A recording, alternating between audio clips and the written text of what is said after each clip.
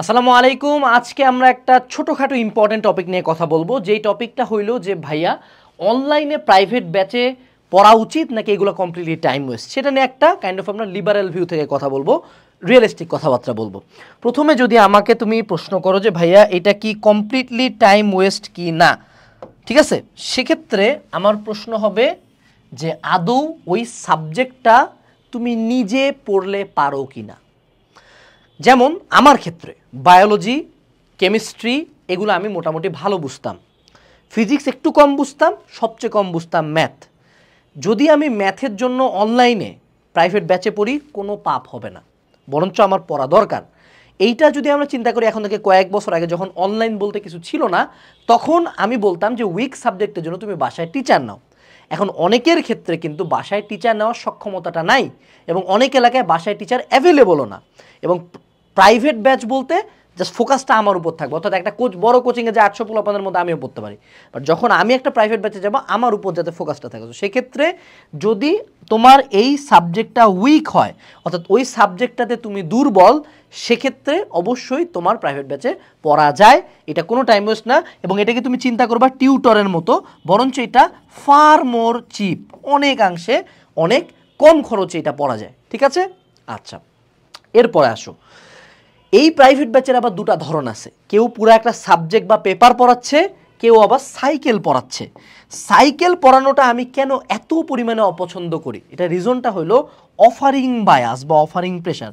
Say to say আমি তোমাকে 3টা চ্যাপ্টার পড়াবো, ভেক্টর, গতিবিদ্যা আর নিউটনীয় বলবিদ্যা, ঠিক আছে।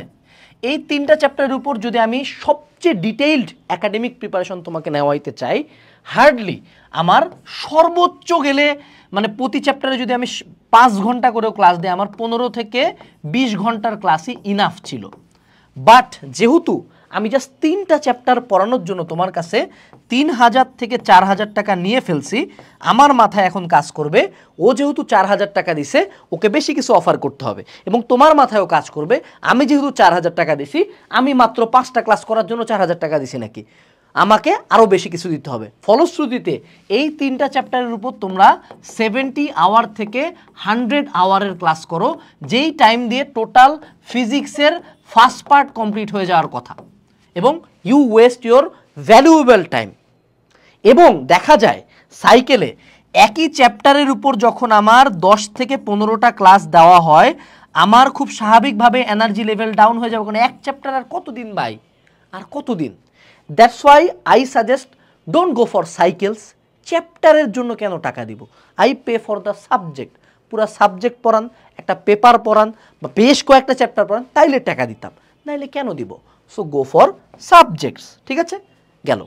এরপরে আসো, অনলাইন প্রাইভেট ব্যাচে যদি তুমি একান্ত পড়তেই চাও, কিছু জিনিস তোমাকে মাথায় রাখতে হবে। এক হইলো প্রথমত সিরিয়াস হইতে হবে ভাই। দেখো, যখন আমরা অনলাইনে পড়তে যাই, একটা জিনিস কোনোদিন অনলাইন রেপ্লিকেট করতে পারবে না, সেটা হলো প্রাইভেট টিউটরের দায়িত্ব। যেই তোকে যে পড়া দিয়েছিলাম এত পড়ছিস, পড়া কমপ্লিট কেন হয় নাই, এই যে একটা ফিডব্যাক লুপ, এটা কিন্তু অনলাইনে কখনো কেউ রেপ্লিকেট করতে পারবে না। তো এই জন্য দায়িত্বটা তোমার, যে যেহেতু আমি টাকা দিছি, প্রত্যেকটা ক্লাস আমি সিরিয়াসলি করব।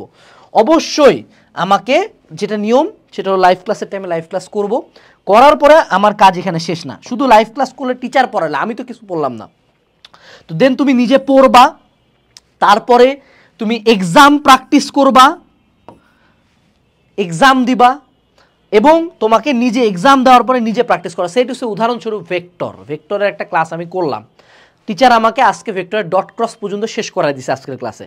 বাসায় যাব, বাসায় তো আছি, বাসায় বই খুলে ডট ক্রস পর্যন্ত পড়া, এরপরে ইসাক স্যারের উদাহরণের ম্যাথগুলো করা, এরপরে ডট ক্রস নিয়ে অনুশীলনী যে কটা ম্যাথ আছে সে কটা প্র্যাকটিস করা, যদি আমি পারি পরবর্তীতে এক্সাম দেওয়া।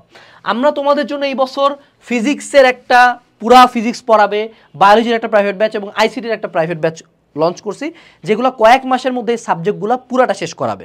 যেই ব্যাচই হয় না কেন এই ব্যাচগুলোতে ভর্তি হইতে পারো। এবং তোমরা যদি চাও কমেন্ট সেকশনে জানাবা যে আমাদের এই কোর্সগুলোর সাথে আমরা এক্সাম অ্যাড করব কিনা। যদি চাও তাহলে যেটা আমরা করতে পারি, লাইভ ক্লাসের পরে অবশ্যই এক্সাম দিতে হইতে পারে। এবং এই কোর্সগুলোর এনরোল লিঙ্ক কিন্তু ডেসক্রিপশন বক্সে দেওয়া আছে। বাজারের অন্য যে কোনো টিচারের মতোই আমরা পড়াবো, বাট আমাদের এটা হবে সবচেয়ে চিপেস্ট, ঠিক আছে। কেউ ভালো পড়ে না, কেউ খারাপ পড়ে না, লাইফ সবাই সেম থাকে, বাট তোমার দায়িত্ব থাকবে সেখান থেকে বেস্ট আউটপুট নাও। সো ডেসক্রিপশন থেকে তুমি এদের ডেমো ক্লাস দেখতে পারো। আমাদের টিচাররা বেস্ট আউটপুট দিয়ে পড়াচ্ছে। তারা সাইকেল লঞ্চ করতে চাইছিল, বাট আমি বলছি আমি আমার আইডিওলজি কখনো বিক্রি করবো না। এরপরে আসো, don't miss the live class. ব্যাপারটা হলো যেহেতু এটা লাইভের ব্যাপার, সেহেতু কখনো লাইভ ক্লাস মিস করা যাবে না। মনে রাখবা, তোমার ব্রেন তোমাকে যতই বলুক যে আজকে লাইভ নাই, রেকর্ড তো পরে কোর্সে অ্যাড করা হবে, রেকর্ডটা পরে দেখে নেব, তুমি জীবনে 99% কেসে তুমি আর কখনোই রেকর্ড ক্লাসটা করবা না। সো অবশ্যই তোমাকে মনে রাখতে হবে যে লাইভ ক্লাসের টাইমে লাইভ ক্লাস করবে, এবং অবশ্যই সেই সময়টাতে নোটিফিকেশন সব অফ করে দিবা। অর্থাৎ একটু লাইভ করলাম, তারপরে চ্যাটিং করলাম, আবার একটু ফোনে স্ক্রল করলাম, এই কাজ করা যাবে না। তুমি একটা টিপিক্যাল বাড়ির টিচার যদি পড়াইতে আসতো, তুমি তখন কি সিরিয়াসলি তার কথা বলতে অবশ্যই ফোন চালাইতে না, এক্স্যাক্টলি ওরকম জিনিসটা রেপ্লিকেট করবা। এর পরবর্তীতে অনেকে লাইভ ক্লাসের পরে প্রাইভেট ব্যাচে নোট পোস্ট করে খুব সুন্দর মতো, এরকম নোটের আমাদের কোনো দরকার নেই। মনে রাখবা, বই is very very very very greater then note. মূল বই পড়বা, ক্লাসের পরে মূল বই পড়বা। আমাদের টিচাররা ভুজুং ভাজাং কোনো নতুন কিছু পড়ায় না, আমরা এক্স্যাক্টলি বই থেকেই পড়াই। সো মূল বইটা পড়বা, সেই সাথে ক্লাসের সাথে একটা সামারাইজিং নোট বানাইতে পারো। সামারি নোট মানে কি, ক্লাসের কিছু সিগনিফিকেন্ট ইম্পর্টেন্ট পার্ট নিজের বুঝার সাথে লিখবা। অর্থাৎ খুব সুন্দর করে গোছায় লেখা দরকার, নিজের বুঝার সাথে। আর যদি এমন কোনো কিছু ক্লাসে পাও যেটা অ্যাকচুয়ালি বইতে নাই, সেটা হলো একটা নোট আকারে বইয়ে অ্যাটাচ করে দিবা, ঠিক আছে? অ্যাটাচ নোটস, বইয়ের একদম সাইডে চ্যাপ্টারের ভিতরে সুন্দর মতো আঠা দিয়ে মারে দিলা, যে ওটা আমি বই পড়ার সময় দেখতে হবে। আমরা বইটাকে মূল ফোকাসে রাখবো, নট টিচারের নোট। টিচারের নোট কখনো পরীক্ষার হলে কমন দেয় না, পরীক্ষার আগে আমরা টিচারের নোট পড়ি না, মূল বইই পড়ি। সো প্রাইভেট ব্যাচ নিয়ে আশা করি এই ভিডিওটা তোমার ভালো লাগছে, এবং আমাদের প্রাইভেট ব্যাচ অবশ্যই চেক আউট করতে পারো।